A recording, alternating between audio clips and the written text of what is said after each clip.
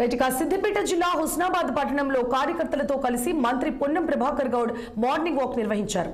ప్రజలతో ఆయన మాట్లాడుతూ వారి సమస్యలను అడిగి తెలుసుకున్నారు.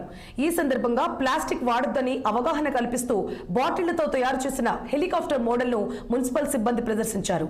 హెలికాప్టర్ మోడల్ డబ్బాలో ప్లాస్టిక్ వస్తువులు వస్తే సంచులిచ్చే కార్యక్రమాన్ని మంత్రి ప్రారంభించారు. ఇక పట్టణంలో పెంకుటిల్లు రేకుల షెడ్లలో ఉంటున్న వారిని గమనించి వారికి ఇందిరమ్మ ఇళ్లు మంజూరు చేయాలని మున్సిపల్ కమిషనర్ను మంత్రి ఆదేశించారు.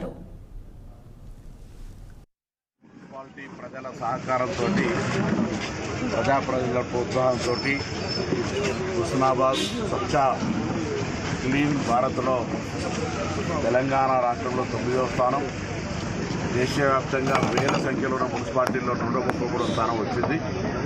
అదేవిధంగా హైదరాబాద్ కూడా 6వ స్థానం వచ్చింది.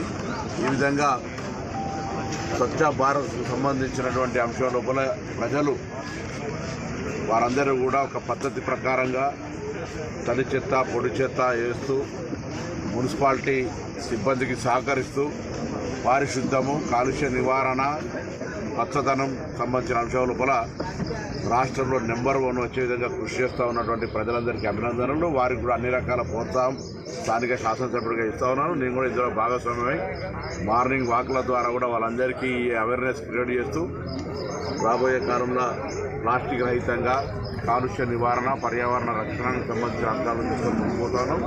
అందుకే నియోజకవర్గంలో ప్లాస్టిక్ నిషేధించే విధంగా అందరికీ బర్తన్ బ్యాంక్, స్టీల్ బ్యాంక్ ఇవ్వడం జరిగింది.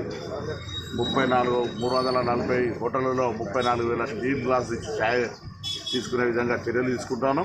అన్ని ఏ కార్యక్రమం తీసుకున్నా ప్రజల సహకారం కావాలి కాబట్టి తప్పకుండా ప్రజలందరికీ విజ్ఞప్తి చేస్తా ఉన్నా. మన పర్యావరణాన్ని మనం కాపాడుకుందాం, మనం పరిశుభ్రంగా ఉందాం, మనందరం కూడా ఆరోగ్యంగా ఉందామని సందర్భంగా విజ్ఞప్తి.